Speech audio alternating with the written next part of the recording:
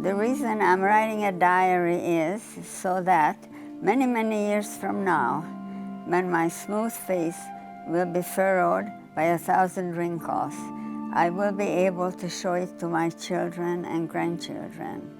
The war is in its 6th year.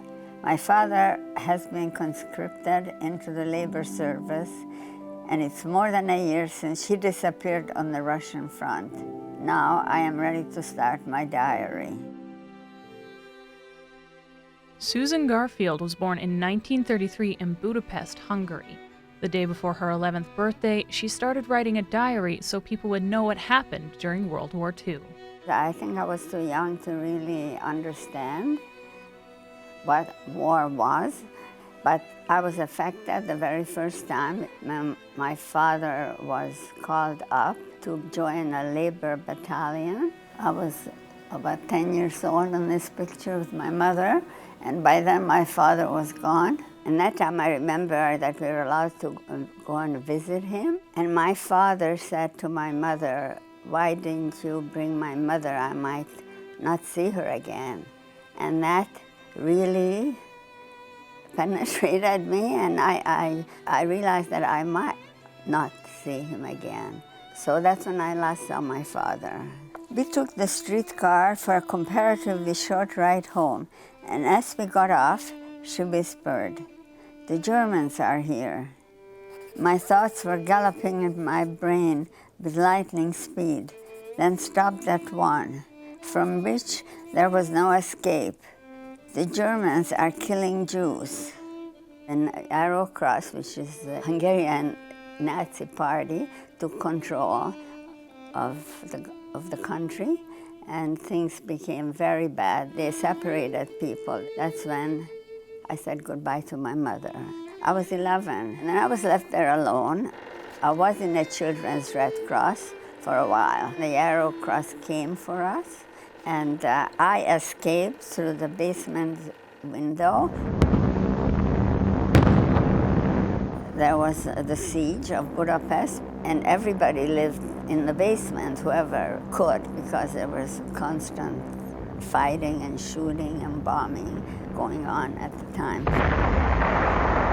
And then one day, all of a sudden, it became silent. There was no sound, and so I dared to go up the stairs and looked around, and on the corner I saw a Russian soldier.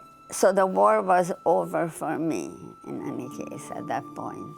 I was safe as a Jew. I found out that my mother did survive the concentration camp, and she said, "I'm going home to Susie." My mother got sick on the way home, and she died.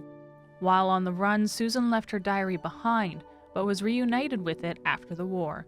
She doesn't remember how she got it back, but continued writing in it in the years after, including when she first moved to Canada in 1948, and eventually donated it to the Jewish Heritage Centre of Western Canada. The Jewish Heritage Centre really collects all of the historical archival material. Susan donated her diary at a time where history itself is really under threat, in that many people are attempting to rewrite the history of what happened during that very terrible time.